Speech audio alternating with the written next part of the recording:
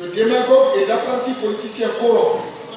de faire illusion quant à une vague de demandes populaires qui servirait d'alibi pour le lancement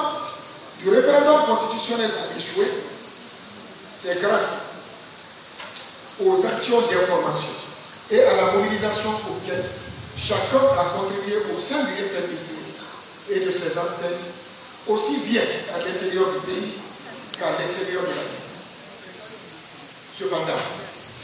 la perspective et l'entêtement de certains éléments et hauts commis de l'État à mettre en branle ce projet irresponsable et mal ficelé, utilisant la manipulation, la corruption, l'intimidation et les actes d'appui pour imposer et faire perdurer un pouvoir décrédibilisé et détesté, constitue des sources d'immenses risques pour les populations guinéennes ainsi que pour la stabilité de la Guinée, de la sous-région et de toute l'Afrique occidentale.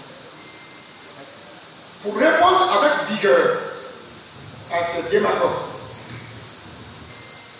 le moment venu, le FNDC a adopté une stratégie conforme à l'alinéa 4 de l'article 21 de la Constitution qui stipule que le peuple a le droit de résister à l'oppression.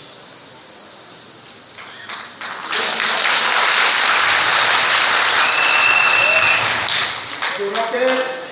que la résistance à l'oppression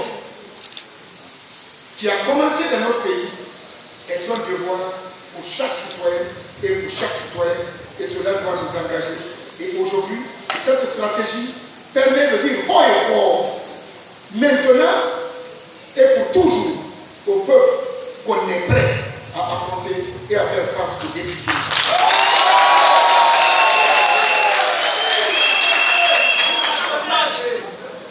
Cette stratégie prévoit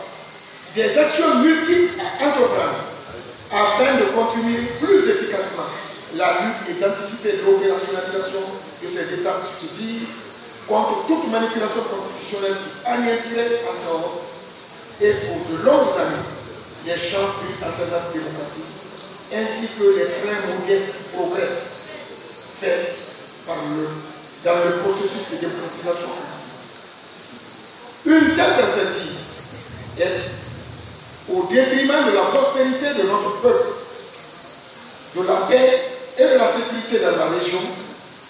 et serait un menu inacceptable pour tous les sacrifices matériels et humains consentis par notre peuple pour la liberté et la dignité de toutes ses filles et de tous ses fils.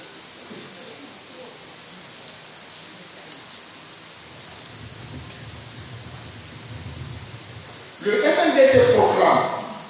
avec force qu'il déploiera toute son intelligence et toute son énergie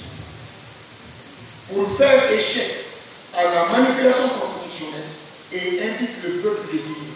à la vigilance et à la résistance.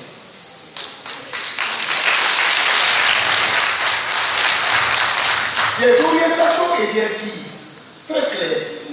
seront progressivement, à partir de maintenant, et en temps surtout donné, à toutes les antennes en Guinée et ailleurs, ainsi qu'à tous les acteurs et sympathisants de la lutte du FNDC jusqu'à la victoire finale.